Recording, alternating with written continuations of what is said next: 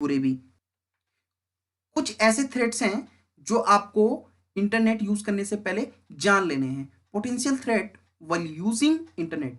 While discussing computer security, a threat can be described as a possible danger to security. Much harm can be done by breaching the security system of a computer through internet. A threat can be either intentional or accidental. Therefore, it is of utmost importance to be alert and vigilant while giving personal details like debit cards, passwords, PIN, etc. पहले describe कर चुका हूं कि internet पे अच्छे लोग भी हैं और बुरे लोग भी। तो कभी तो एक्सीडेंटली आपके कंप्यूटर पे कोई वायरस आ गया, वो हैकर्स डालना नहीं चाह रहे थे लेकिन आ गया, कोई प्रॉब्लम आ गई। लेकिन कभी क्या होता है, इंटेंशनली होता है, कोई जानबूझ के आपका कंप्यूटर हैक कर रहा है। तो आप किसी भी कंडीशन में आप ओटीपी, बैंक की डिटेल्स, अपनी डिटेल्स लाइक डेबिट कार्ड और पासवर्ड की डिटेल्स या पिन की डिटेल्स किसी के साथ शेयर ना करें।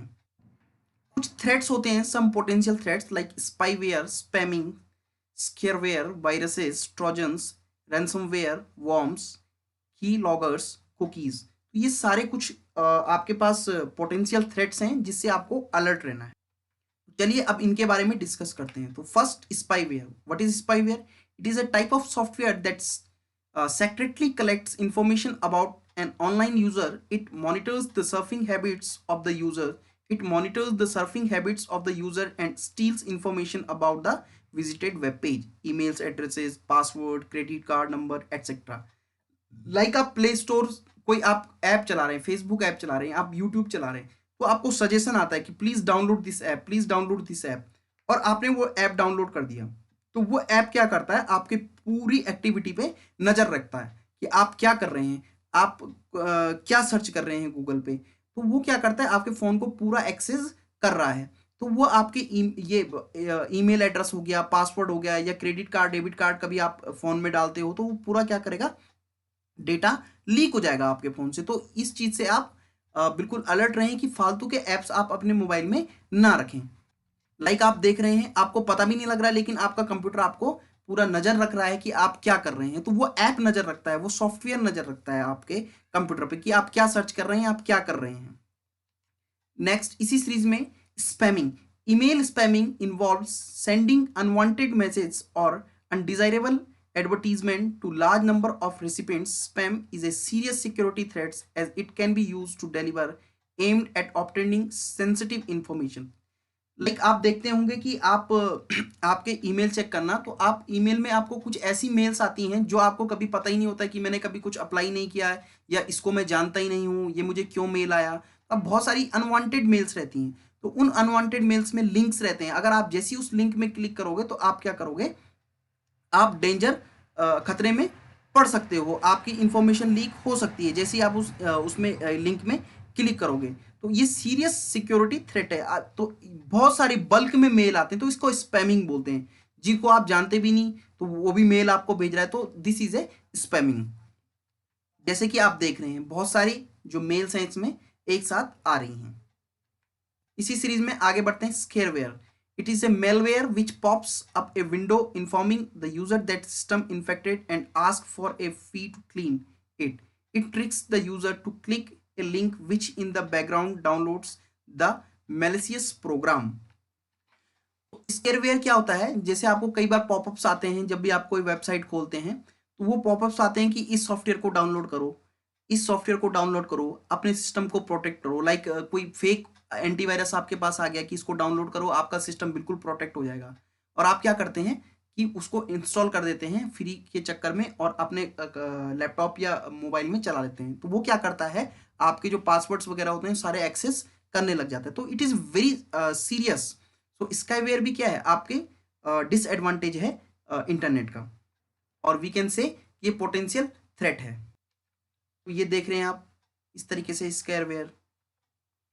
सेम इसी सीरीज में आते हैं, बात करते हैं मेलवेयर की। So malware is a short form of malicious software. It includes viruses, worms and trojan horses.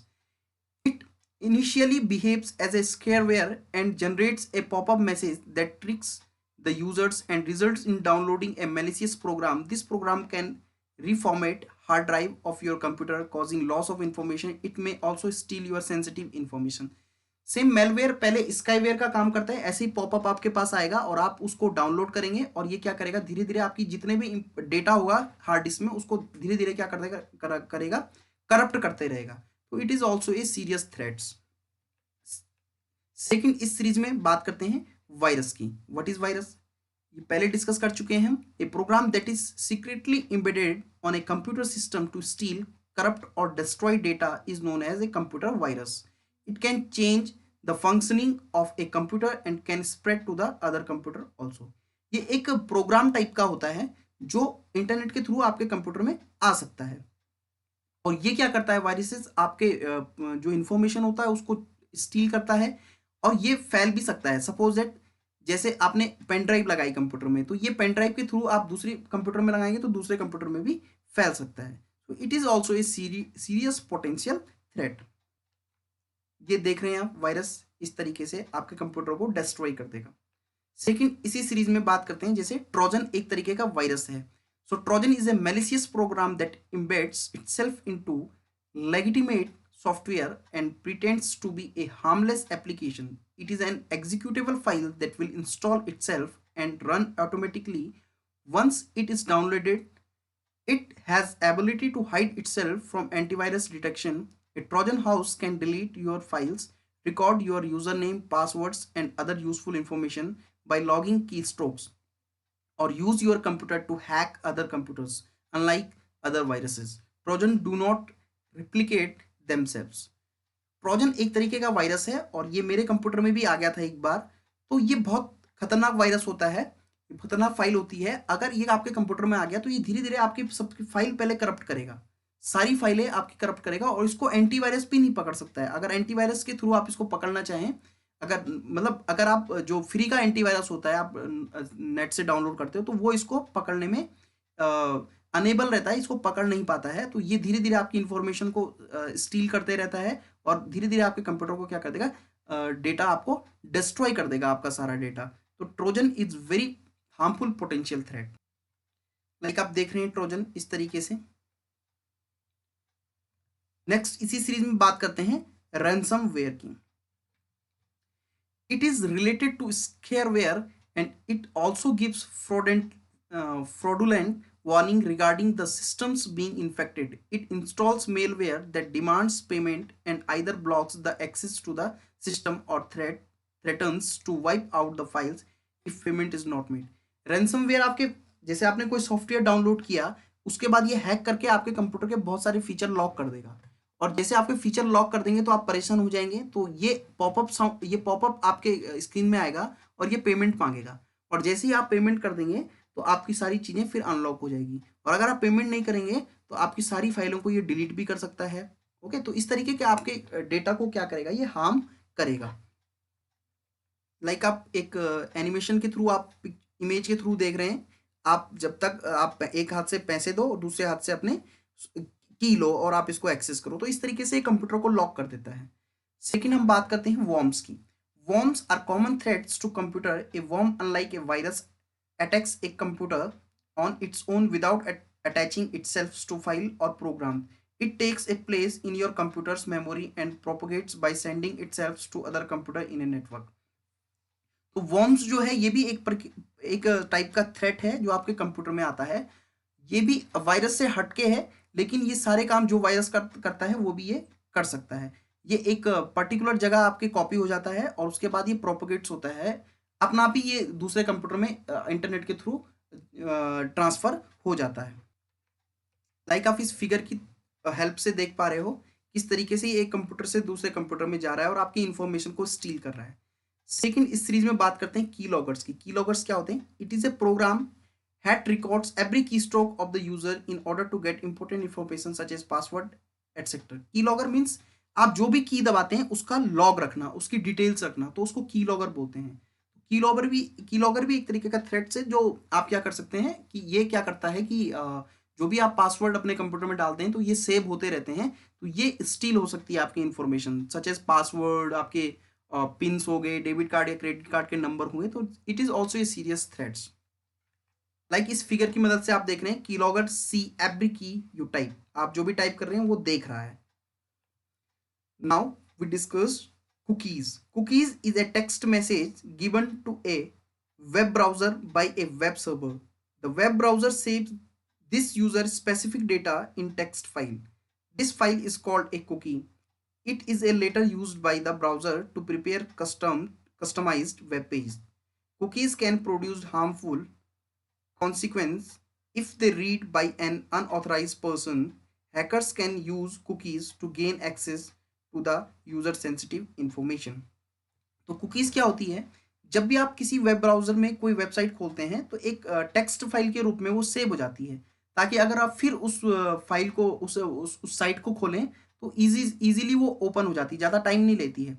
तो हैकर्स क्या करते हैं, उन कुकीज़ की हेल्प से आपकी जो इन्फॉर्मेशन होती है उसको स्टील कर देते हैं, क्योंकि कुकीज़ में ही आपकी इन्फॉर्मेशन होती है, जो भी आप पासवर्ड वगैरह डालते हैं या उसमें कुछ ना कुछ आपका सेव होता है। तो वो हैकर्स जो होते हैं उसको क्या करते हैं, कुकीज़ को यूज़ करते हैं और आपका सेंसिटिव जो इन्फॉर्मेशन रहती है उसको स्टील कर लेते हैं, उसको चुरा लेते हैं।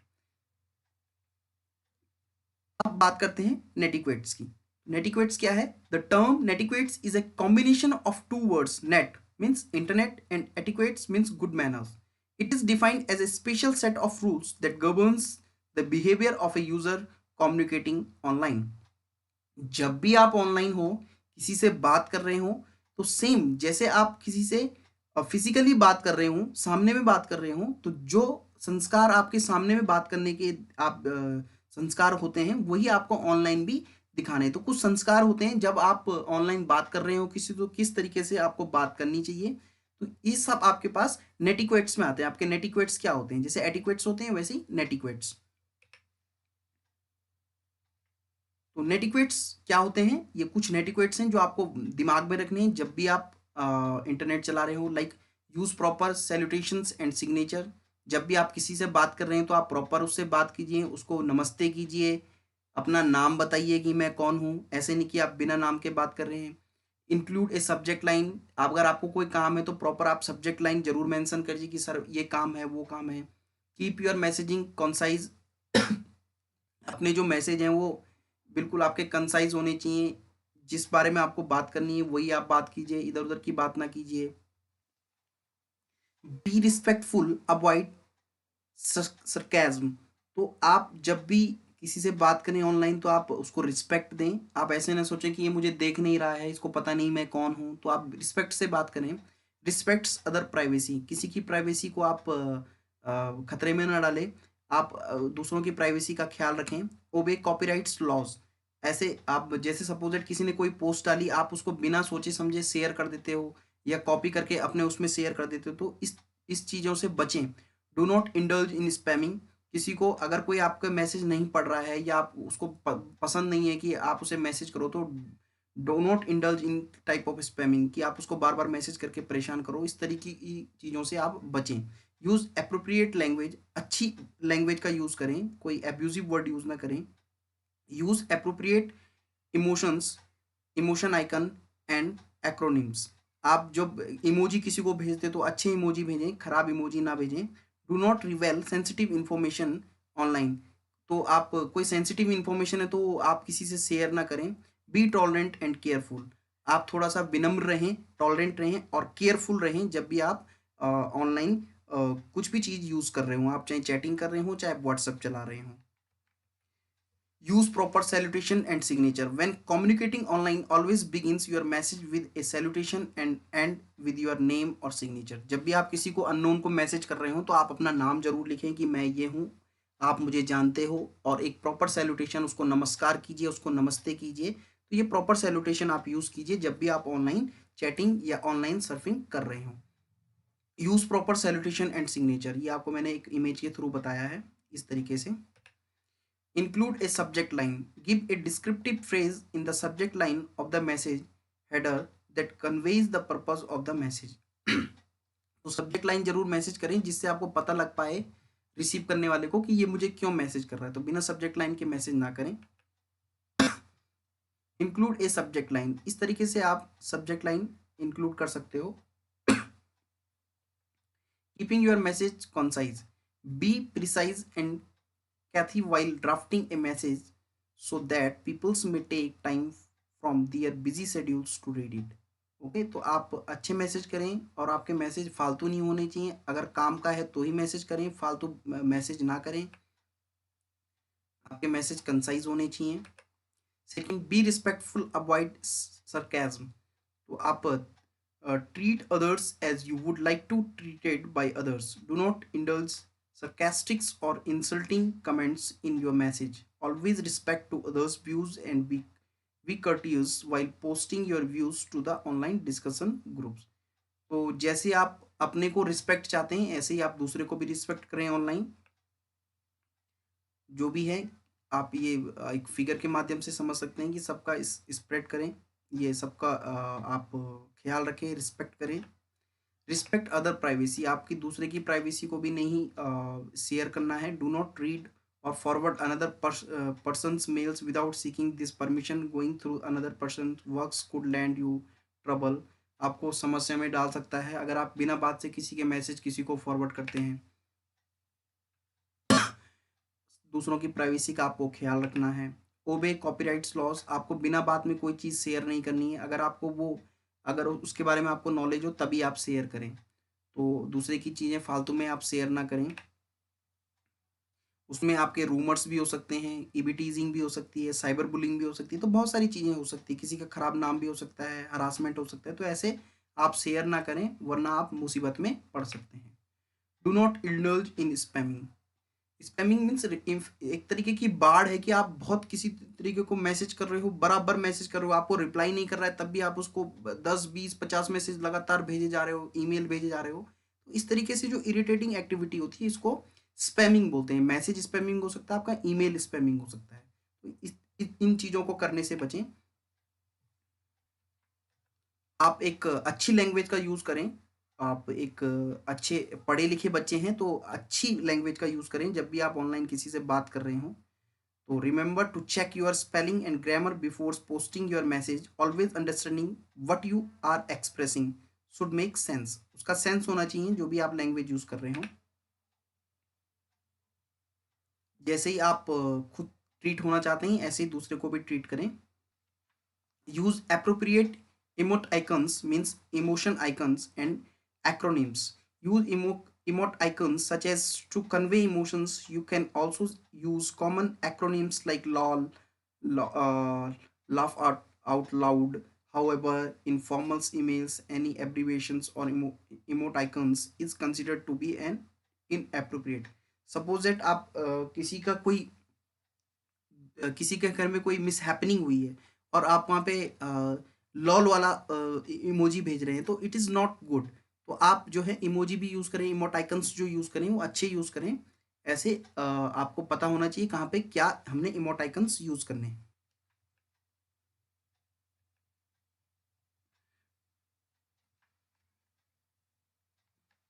Do not रिवेल sensitive information online. कोई सेंसिटिव इन्फॉर्मेशन है उसको रिवेल ना करें, उसको इधर उधर शेयर ना करें। जैसे कि आपके एटीएम का पिन हो, पासवर्ड हो, क्रेडिट कार्ड के नंबर हो, लॉकर नंबर हो या कोई मेल हो। इस तरीके से आप क्या करो, किसी कोई सेंसिटिव इन्फॉर्मेशन हो तो उसको शेयर आपने नहीं करना है। और अगर आप शेयर कर रहे हैं तो उससे पहले आप जरूर सोचें कि मैं किसको दे रहा हूँ। Be tolerant and careful. Every person has its own views regarding any matter. Therefore, while posting questions, ask the appropriate one. Always hear and respect other people's ideas. अगर कोई कोई स्टेटस में कुछ लिखता है या कोई अपने फेसबुक वॉल में कुछ लिखता है तो वो उसके अपने व्यूज़ हैं। आप उस पर रिएक्शन देते हैं तो अच्छी रिएक्शन दें, क्योंकि उसको भी फ्रीडम ऑफ एक्सप्रेशन है, वो कुछ लिखने का अधिकार है उसे, वो अपने विचारों को अभिव्यक्त कर सकता है। Be tolerant and careful. अब हम बात करेंगे ईमेल एंड इट्स फीचर। तो ये मैं आपको बताऊंगा कि किस तरीके से ईमेल बनाते हैं, क्या क्या फॉर्मेलिटीज़ होती हैं जब आप ईमेल बनाएं। तो ये मैं आपको ऑनलाइन स्क्रीन रिकॉर्ड करके दिखाऊंगा। तब तक के लिए thank you and thanks for watching this video.